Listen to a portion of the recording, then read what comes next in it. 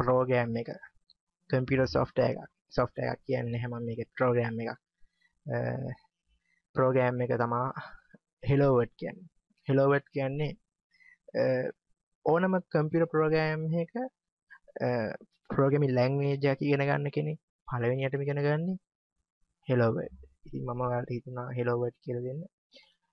මේ විදිහට Visual Basic වල තියෙන icon එකෙන් මම Visual Basic open කරගන්නවා. ඒක මම standard exe කියන එක යටතේ ගිහිල්ලා open කරනවා. හරි. මේ තියෙන මගේ form එක. ඉතින් form එක කියන්නේ මොකක්ද කියලා අමුතුවෙන් කියා දෙන්න ඕනේද කියලා මට වෙලාවකට හිතෙනවා. මොකද form එක දැකලා නැති කෙනෙක් නැහැ. මම නිකන් මේක run කරනවා. මේ run කරන බටන් එක මේ run කරාම මේක දැකලා ඇතිනේ form එක. හරි. මේක හිස් ෆෝම් එකක් මේක මුකුත් නැහැ මේකේ මත තමයි අපි ප්‍රෝග්‍රෑම් එක නිර්මාණය කරන්නේ මේ විදිහට ටෙක්ස්ට් බොක්ස් දාලා බටන්ස් දාලා අපිට මේක ප්‍රෝග්‍රෑම් එකක් නිර්මාණය කරන්න පුළුවන් දැන් බලන්න මේ බටන්ස් එතන මේක අක්ෂරීය මට්ටමේ ප්‍රෝග්‍රෑම් එකක් මේක කිසිවක් ක්‍රියාත්මක වෙන්නේ නැහැ නිකන් විෂුවල් එකක් විතරයි තියෙන්නේ මෙතන හරි වැඩක් නැහැ මම මේව අයින් කරනවා මේකත් අයින් කරනවා ෆයිල් ගිහලා new එකක් ගන්නවා ඔයාලා එහෙම ගන්න එපා හරි hello world එක මම හදනවා කිව්වේ ඉතින් hello world එක හදන්න ඉස්සෙල්ලා මේ form එක ගැන කියන්න form එකේ මේ form එක object එකක් මේ Visual Basic වලදී එතකොට මේ button එකක් දැම්මොත් මේ button එකත් object එකක් වෙනවා ඒ වගේම ටෙක්ස්ට් බොක්ස් එකකුත් දානවා මම. ඉතින් ටෙක්ස්ට් බොක්ස් එක ගන්න පුළුවන්. නමුත් කමන්න ටෙක්ස්ට් බොක්ස් එකක් ගන්න. මේ ඔක්කොම ඔබ්ජෙක්ට් එතකොට මේ ඔබ්ජෙක්ට් වල අදාළ ප්‍රොපර්ටිස් තියෙනවා. එවත්කම්. මේ විදිහට ඔබ්ජෙක්ට් එක සිලෙක්ට් කරාම ඔයාලට පේනවා ඇති මෙතන ඒ අදාළ ඔබ්ජෙක්ට් එකට අදාළ ප්‍රොපර්ටිස් ලැබෙනවා. දැන් form 1ට ගද්දිම ලබා දීලා තියෙන්නේ form 1 කියලා නමක් දාලා.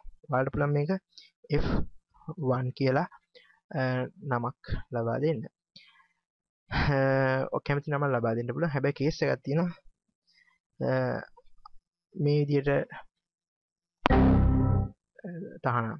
ඒ කියන්නේ අංකයක් ඉස්සරහට එන්න බෑ නමක් ලබා දෙද්දි. ඒ වගේමයි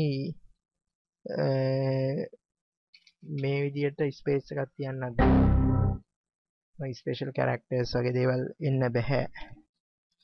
මේ වගේ දේවල් එන්නත් බෑ. රෙගියුලර් නේම් එකක් ලබා දෙන්න. මම දෙනවා my f prog ඔයාලා කැමති නමක් දෙන්න. අර මං කිව්ව නීති වලට යටත්ව. හරි. ටෙක්ස්ට් බොක්ස් එකේ ප්‍රොපර්ටිස් වෙනස් කරමු. මම ටෙක්ස්ට් බොක්ස් එකේ නේම් එක තියෙන text1. ඒකෙම ටෙක්ස්ට් බොක්ස් එකේ ප්‍රොපර්ටිස් වල පල්ලෙහාට මැදි වලට පේන ටෙක්ස්ට් කියලා. මේ ටෙක්ස්ට් එකේ මම මේ text1 කියලා තියෙනවා. මේක අයින් කරාම මේ ටෙක්ස්ට් බොක්ස් එකෙන් ටෙක්ස්ට් එක අයින් වෙනවා. කමාන්ඩ් බටන් එක ක්ලික් කරා. කමාන්ඩ් බටන් එක ක්ලික් කරාට පස්සේ කමාන්ඩ් බටන් එකේ ප්‍රොපර්ටිස් වල කැප්ෂන් එක යටතේ වෙන්නේ කමාන්ඩ් 1 කියලා. කමාන්ඩ් බටන් එක මත මට මොකක් හරි ටයිප් කරන්න ඕන නම් ඒක කැප්ෂන් එකකින් තමයි වෙනස් කරන්නේ. hello world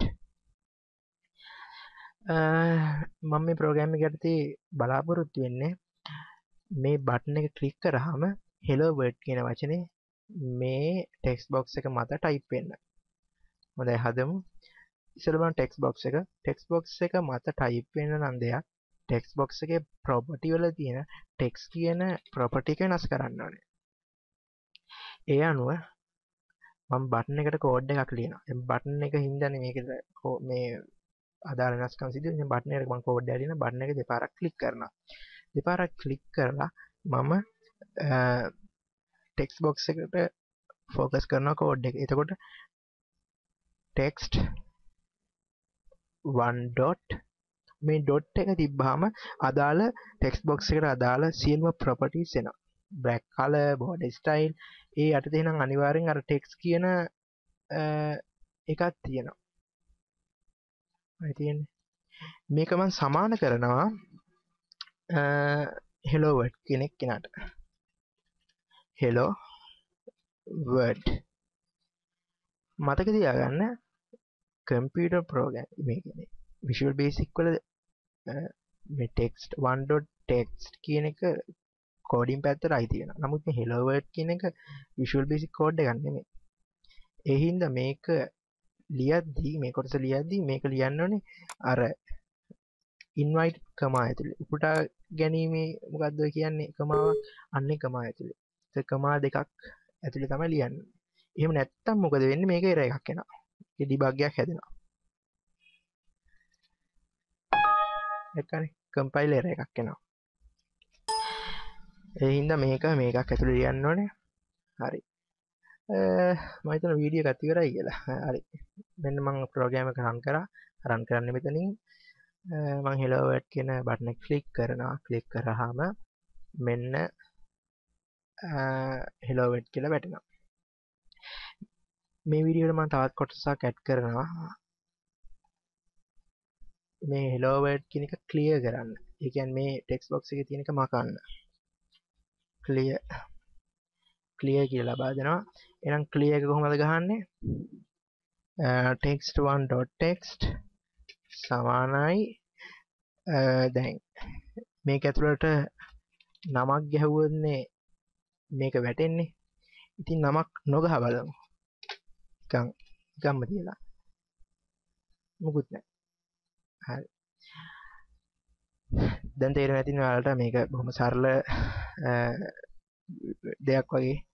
ඉතින් Visual Basic වලින් ඉස්සරහට මම ඔයාලට මේ වගේ පොඩි ප්‍රෝග්‍රෑම්ස් මේ සමහර දේවල් ලොකු දේවල් හදන්න කියලා දෙන්නම්.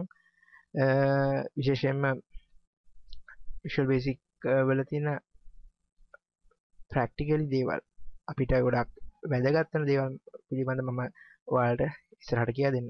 හොඳයි. එහෙනම් සෙට් එක මගේ ඊළඟ වීඩියෝ එකත් එක්ක එහෙනම් මේ වීඩියෝ එක මම ඔයාලගේ සමුගන්නවා.